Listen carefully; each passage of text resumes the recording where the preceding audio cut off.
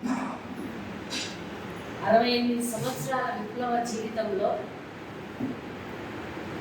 50 సంవత్సరాల జీవితం కమ్యూనిస్టు పార్టీలోనే పనిచేసిన చరిత్ర చంద్రశేఖర్. అంటే ఇప్పుడు ఇక్కడ ఉన్న వాళ్ళలో 50 సంవత్సరాల వయసు వాళ్ళు ఎవరైతే ఉన్నారో వాళ్ళ అంతకాలం ఆయన పార్టీని, కమ్యూనిస్ట్ సిద్ధాంతాన్ని తనలో నింపుకొని ఉద్యమం కోసం, పార్టీ కోసం పనిచేసినటువంటి వాళ్ళు. పుట్టి పని చేయడం అంటే కేవలం మామూలు స్థాయిలో ఉండడం కాదు, ఒక కేంద్ర కమిటీ స్థాయిలో తను పనిచేశాడు. అంతేకాకుండా పార్టీ తన పిడిఎస్ విద్యార్థి సంఘం నుంచి తను బయటకు వచ్చాక మొట్టమొదట వెస్ట్ గోదావరి అడవి ప్రాంతానికి తను పంపించారు పనిచేయాలి. వెస్ట్ గోదావరి, పశ్చిమ గోదావరి జిల్లాలో ఒక 3 నెలలు పనిచేశాక పార్టీ మళ్ళీ ఇతర ప్రాంతాలకి మార్చినప్పుడు సుమారుగా తెలంగాణ రాష్ట్రంలో ఉమ్మడి ఆంధ్రప్రదేశ్లో ఉన్నప్పుడే 5 ప్లేసెస్కి తను మారాడు. ఉద్యమం కోసమే పార్టీ చెప్పిన పనిలో తను వెళ్ళి పని చేయడం అనేది చేశాడు. అంతేకాదు, పని చేయడం అంటే అక్కడ పోయి కూర్చొని వాళ్ళతో ఉండడం కాదు, ఉద్యమాన్ని క్రియేట్ చేశాడు. అన్నిటికంటే ముఖ్యంగా ఒక్కొక్కళ్ళు ఆ ప్రాంతంలో తనతో అనుబంధం ఉన్న వాళ్ళు ఫోన్ చేసి వాడు చెప్తూ ఏడుస్తూ ఉంటే ఒక విషయం చాలా ఆలోచింపజేసింది. తను తన జీవితంలో చాలా మందికి ఒక తండ్రిగా, ఒక అన్నగా, ఒక కుటుంబ సభ్యుడిగా కామ్రేడ్ చంద్రశేఖర్ గారు ఉన్నారు. అంటే వాళ్ళలో కుటుంబంలో, గిరిజనుల్లో, ఆదివాసీల్లో వాళ్ళ హక్కుల కోసం పోరాడే సందర్భంలో వాళ్ళతో మమేకమైపోయి, వాళ్ళ సంస్కృతిలో లీనమైపోయి తను ఒక 30 సంవత్సరాల కాలం అయితే ఆ ఉద్యమంలోనే తను కొనసాగాడు. అంతేకాదు, పెద్ద పెద్ద కవులుగా ఈరోజు పేరు ప్రఖ్యాతులు గాంచిన వాళ్ళ నుంచి కూడా వస్తున్న ఒపీనియన్స్ ఏంటంటే, ఒక కామ్రేడు తన ఆర్గనైజేషన్లో పని చేయలేను అనే అభిప్రాయానికి ఎందుకు పార్టీలో, వ్యక్తుల్లో, కుటుంబాల్లో, పార్టీలో అన్ని చోట్ల కూడా విభేదాలు, ఘర్షణలు ఉంటాయి. ఘర్షణ లేకుండా ఎక్కడ ప్రపంచం లేదు. ఒక విత్తనము మొలకెత్తాలంటే భూమితో ఘర్షణ పడి భూమి నుంచి బయటకు వస్తుంది, వస్తేనే అది విత్తనంగా చెట్టుగా మొలుస్తుంది. అట్లా సంఘర్షణ అనేది ఏ సంస్థలో అయినా సంఘాల్లో ఉంటుంది. అట్లాంటి సంఘర్షణల్లో కొంతమంది నిరాశ నిస్పృహలకు గురై ఉద్యమం నుంచి వెళ్ళిపోతారేమో అనే భావన వచ్చినప్పుడు చంద్రశేఖర్ గారు ఉదయం అంటే తను ఆ సంఘర్షణ ఫేస్ చేస్తున్నాడు అని గ్రహించాక పొద్దున 7 గంటల నుంచి ఆ కామ్రేడ్ కోసం ఆ ఇంట్లో వెయిట్ చేస్తూ సాయంత్రం 5 దాకా, అప్పటికే చాలా మంది కార్యకర్తలు, నాయకులు అందరూ తనని కలవడానికి, మాట్లాడడానికి వస్తూ ఉంటే అందరు అయ్యాక చివరి వరకు కూడా కూర్చొని ఆ కామ్రేడ్తో మాట్లాడిన చరిత్ర కామ్రేడ్ చంద్రశేఖర్ గారు. ఎందుకు ఇది చెప్తున్నానంటే, వాళ్ళ అనుభూతులు, అనుభవాలు చెబుతూ ఉన్నప్పుడు ఇంత పాత్ర పోషించాడు. నిజానికి చరిత్ర, సమాజం ఎట్లా మారిందంటే, ఇప్పుడు సమాజము పాత చరిత్ర మాకు అవసరం లేదు, ఇప్పుడు నేనేంటంటే మాత్రమే నాకు కావాలి, నాదే నేనే ముఖ్యం అనేటువంటి పాత్ర కావాలి అనే ధోరణులు ఉద్యమాల్లో పెరిగాయి. కానీ ఇతని చరిత్ర, ఇంత కాంట్రిబ్యూషన్ ఉద్యమంలో ఉంది అన్న విషయం చాలా మందికి తెలియదు.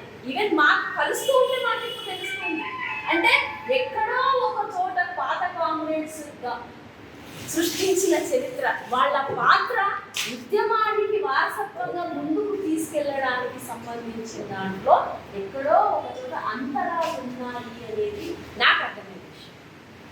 అంతేకాదు, అక్కడ వాళ్ళు చెప్తూ కరెక్ట్గా తన ఉద్యమంలో దళిత కమాండర్గా పనిచేస్తున్న సందర్భంలో అక్కడ బిచ్చాయిపు మన అరుణోదయ రాష్ట్ర కార్యదర్శిగా ఉన్నాడు. తను చెప్తూ అన్నాడు, అప్పటికి ఆ ప్రాంతంలో మావోయిస్టు పార్టీ వాళ్ళ దాడులు మన దళాల మీద, మన గ్రామాల మీద, రెండోది ప్రతిఘటన పార్టీ వాళ్ళ దాడులు మన పైన, అట్లాగే పార్టీలో ఉన్న అంతర్గత సమస్య, ఏ సమస్యలు ఉన్నా అంత పోలీసు, ఒకవైపు పోలీసులు కూడా, ఈ 3 రకాల దాడులు ఎందుకు మన కేంద్రంగా పనిచేసింది? ఇల్లందు ప్రాంతానికి ఎందుకంత గొప్ప పేరుంది అంటే, ఇల్లందు ఉద్యమ ప్రాంతం అనేది మన పార్టీకి గుండెకాయలాగా. ఎందుకు అంటే అక్కడ మనం నిర్మించిన ఉద్యమ పాత్ర చంద్రశేఖర్ గారు కాదు, మొత్తం మన పార్టీ చేసిన కృషి ఏదైతే ఉందో, గ్రామాలు అవి పంచాయతీలకు ఏ పోలీసుడికి పోలీస్ స్టేషన్కి కేసులు పోలా. ఆ గ్రామంలోనే గ్రామ పార్టీ కమిటీలే కూర్చోబెట్టి వాటి సమస్యలను పరిష్కరించి పోలీసు వాళ్ళ దగ్గరికి వెళ్లకుండానే అనేక వందల వేల కుటుంబాల సమస్యల్ని పరిష్కరించినటువంటి ప్రాంతం అది. ఆ ప్రాంతం మీద ఎట్లయినా చెరగొట్టాలని పోలీసులు ఆలోచిస్తారు. ఇతర విప్లవ పార్టీల వాళ్ళు కూడా ఆ ప్రయత్నం చేసినప్పుడు కూడా ఎన్కౌంటర్లో ఫేస్ చేసే సందర్భంలో కూడా తను వాటిని ధీటుగా ఎదుర్కొని ఆ ఎన్కౌంటర్ల నుంచి తప్పించుకుని తనతో పాటు తన కామ్రేడ్స్ కూడా రక్షించుకుంటూ రక్షణ స్థావరాల్లోకి వెళ్ళినటువంటి ఒక ఉదాత్తమైనటువంటి పోరాట చరిత్ర చంద్రశేఖర్ గారు. అంతేకాదు బిచ్చమింగ్ అప్పటికే మావోయిస్ట్ పార్టీ వాళ్ళు నిన్ను చంపేస్తామని చెప్పి ప్రకటనలు చేసేవాళ్ళు కదా. ఇప్పుడు రాజ్యం హింసకు వ్యతిరేకంగా రాజ్యం మీద పోరాటం వాళ్ళు మన వాళ్ళని చంపుతామనే ప్రకటనలు అంటే ఏ స్థాయిలో ఆనాటి పరిస్థితులు ఉన్నాయి అనేది మనం ఆలోచించడానికి ఉదాహరణ. అట్లా తను ఒక్కడిపోతే చంపేస్తారని చెప్పి తనతో పాటు చంద్రశేఖర్ గారు వీళ్ళు ఉద్యమంలో తనతో పాటు కంప్లీట్గా చాలా రక్షణగా ఒక భద్రతగా ఒక నాయకుడు ఉంటే ఒక భద్రత ఒక రక్షణ తన చుట్టూ ఎట్లా కవచంలా ఉండాలో అట్లా ఉంటూ తను ఒకవేళ ఊళ్ళోకి వెళ్ళాల్సి వస్తే తనకు గన్నిచ్చి తన పక్కన ఇంకొకరిని కూడా గన్నిచ్చి తను కాపాడుకోవాలి అనేటువంటి ఒక అంటే ఎందుకు మాట చెప్తున్నా అంటే తన దృష్టికోణంలో ఉద్యమానికి అప్పగించిన బాధ్యతతో పాటు తన చుట్టూ ఉన్న కార్యకర్తలు ఉద్యమాన్ని రక్షించుకోవడం అనేటువంటి ఒక ముఖ్యమైన పాత్రను కూడా తను ఉద్యమంలో పోషించాడు. అట్లా గిరిజన ప్రాంతాల్లో ఇల్లందు ప్రాంతాల్లో కూడా తన పాత్ర చాలా కీలకమైనది. అట్లాగే తన భార్య విమల ఆమె కూడా మహిళా సంఘంలో పనిచేసిన వ్యక్తే. కొంతకాలం చాలా దీర్ఘంగా తనతో పాటు మమేకమై పనిచేసినటువంటి వ్యక్తి. వాళ్ళ కొడుకు మీకు గుర్తుంటే పాత వాళ్ళకి లింగమన్నా వీళ్ళకి గుర్తుండాలి. వాళ్ళ కొడుకు 2000 సంవత్సరంలో ఇదే హైదరాబాద్లో పీడిఎస్లో జిల్లా కార్యదర్శిగా కూడా పనిచేశాడు. పావని మేము పనిచేసేటప్పుడు మాతో పాటు తను పనిచేశాడు. పీడిఎస్లో జిల్లా పీడిఎస్ సెక్రటరీగా కూడా తను ఉన్నాడు. ఇట్లా అనేక కుటుంబం ఆయన కుటుంబమే కాదు మొత్తం రాయల సుభాష్ చంద్రబోస్ గారి కుటుంబంలో ఉన్న 4 అన్నదమ్ములు కూడా పార్టీలోనే పనిచేసినటువంటి చరిత్ర వాళ్ళ కుటుంబం. వాళ్ళ అమ్మ కూడా తెలంగాణ సాయుధ పోరాటంలో ఎదురైనటువంటి విషయాలలో తాను కూడా ఒక నీరుదాట మహిళగా పనిచేసినటువంటి కుటుంబ చరిత్ర నేపథ్యం. చంద్రశేఖర్ గారు చదువుకుంటున్నప్పుడే ఎందుకు ఆ ఉద్యమంలో రాగలిగాడు అంటే అప్పటికే వాళ్ళ అన్న అప్పయ్య గారు టీచర్గా ఉండి టీచర్ ఉద్యమంలో ఒక ముఖ్యమైన పాత్ర పోషిస్తూ రాజకీయాలు కమ్యూనిస్ట్ రాజకీయాలు సమాజం మారాలని రాజకీయాలు ఈ సమాజంలో అసమానతలు లేకుండా ఉండాలనేటువంటి సిద్ధాంతాన్ని తను అప్పటికే చెప్తున్న ఇన్స్పిరేషన్ ఉంది. అట్లాగే మన రవణ సుభాష్ చంద్రబోస్ అన్న అప్పటికే పార్టీలో పనిచేస్తున్నాడు. ఈ ఇద్దరి ఇన్ఫ్లుయెన్స్ లో నుంచి చంద్రశేఖర్ గారు పార్టీలోకి వచ్చినటువంటి నేపథ్యం వాళ్ళ కుటుంబ నేపథ్యం. వాళ్ళ బ్రదర్ ఇంకొక రాయల్ నాగేశ్వరరావు గారు ఆయన చనిపోయాడు. ఆయన పిండి పోడు కాదు. ఆయన ఎంపీటీసీగా సర్పంచ్గా మన పార్టీనే అక్కడ సర్పంచ్గా సుదీర్ఘకాలం కొనసాగినటువంటిది ఉంది. అట్లా ఒక కుటుంబ నేపథ్యము కమ్యూనిస్టు కుటుంబ నేపథ్యం. తన ఆచరించిన జీవితకాలం 50 సంవత్సరాల కమ్యూనిస్టు నేపథ్యంలోనే జీవించడం అనేది చేస్తూ వచ్చాడు. ఆ రకంగా గిరిజన ప్రాంతాల్లో వినికాప సమస్యల రేట్ సమస్య పైన కానీ కుటుంబాల సమస్య పైన కానీ మిగతా సమస్యల పైన కానీ ఎదుటి పార్టీ వాళ్ళు మన పార్టీ మీద చేస్తున్న దాడులకు వ్యతిరేకంగా నిలబడడంలో కానీ ఒక అకుంఠితమైన దీక్షతో పట్టుదలతో నిలబడ్డాడు. ధైర్యంగా కనబడ్డటువంటి చరిత్ర చంద్రశేఖర్ గారు. ఇంత గొప్ప చరిత్ర కలిగిన వ్యక్తి ఎట్లా చచ్చిపోవడానికి ప్రయత్నించాడక్క అనేది ఒక పెద్ద ప్రశ్న. మన మెదళ్ళని బాగా తెచ్చేసే ప్రశ్నే. చాలా చెప్పాలంటే మేమందరం కూడా మా బ్రెయిన్స్ అన్ని బ్లాంక్ అయిపోయాయి తను చనిపోయాడు అని. ఎందుకంటే ఆ ముందు రోజు మేమంతా సమావేశంలో కూర్చున్నాం. ఆ ముందు రోజు దాన్ని మేమంతా సమావేశాలు కూర్చున్నాం. సమావేశంలో సాయంత్రం 5 గంటల దాకా తను మాతో పాటే ఉన్నాడు. అప్పుడు తను నాకు కొంచెం జ్వరం వచ్చేటట్టుగా ఉంది, నేను వెళ్తానని చెప్పి ఇంటికి వెళ్ళాను. ఇంటికి వెళ్ళిన మనిషి మాకు కనబడలేదు, మాకు శవమే మాకు కనబడలేదు. ఇది జరిగిన విషయం. ఎవరో అవాకులు చెవాకులు చూడకుండా ఇష్టం వచ్చినట్టు అడ్డదిడ్డంగా సందర్భం లేదు, మనిషి లేడు. ఒక పార్టీ ఒక పెద్ద నాయకుడిని 50 సంవత్సరాల సుదీర్ఘ పార్టీ చరిత్రలో పనిచేసిన వాడికి కోల్పోయిండ్రు అంటే ఆ పార్టీ కండిషన్ ఎట్లా ఉంటుందని చూడాలి, ఆ కుటుంబం కండిషన్ ఎట్లా ఉంటుందని చూడాలి.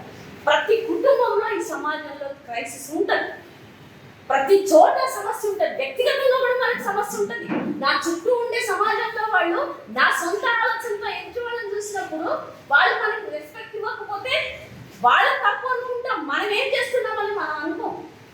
ఆ రెస్పెక్ట్ పోవడానికి అంటే ఇలాంటి సంఘర్షణ వ్యక్తిగా ఉంటుంది, సమూహంగా ఉంటుంది, సమిష్టిగా ఉంటుంది, పార్టీగా కూడా ఉంటుంది. ఆ సంఘర్షణ నుంచి ఎట్లా బయటపడాలంటే కమ్యూనిస్ట్ సిద్ధాంతాల్లో మనం తెలుసుకోవాల్సిన విషయం. ఆ సంఘర్షణ నుంచి పలాయనవాదం, పరాయణ చేస్తే ఇప్పుడు ఇక్కడ నుంచి పరాయణ ఇంకో చోట పరారైతే, ఇంకో చోట పరారైతే, ఇంకో చోట పరారైతే. ఎందుకంటే మనం ముఖ్యంగా కమ్యూనిస్ట్ పార్టీలో మనం పనిచేసిన పార్టీ సభ్యులుగా కూడా చంద్రశేఖర్ గారికి సమస్యలు లేవని కాదు, సమస్యలు ఉన్నాయి, భౌతిక సమస్యలు ఉన్నాయి, తన అంతర్గత సమస్య ఉంది, కుటుంబ సమస్య ఉంది.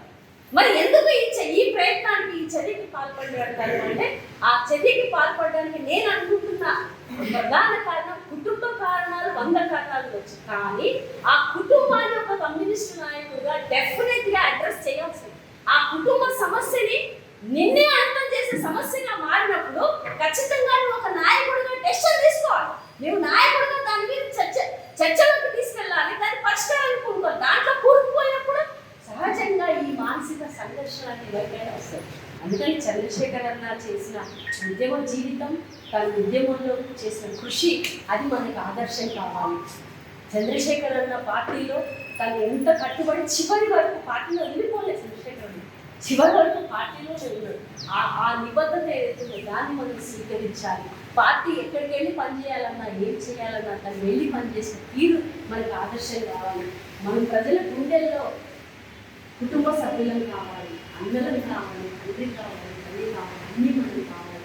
ఆ రకంగా మనం ఇప్పుడున్న వ్యవస్థలో, ఇప్పుడున్న పరిస్థితుల్లో వ్యక్తిని తన ఆచరణని రెండు వేరు చేసేటువంటి పరిస్థితులు జరుగుతున్నాయి. కుటుంబము గాయపడింది, పార్టీ గాయపడింది, మనము గాయపడ్డాం. అందరినీ కూడా మీరు శోక సంస్థలో ఉంచి తమ చంద్రశేఖర్ గారి నుండి దూరం అవడం అనేది చాలా విషాదమైనది, చాలా బాధకరమైనది.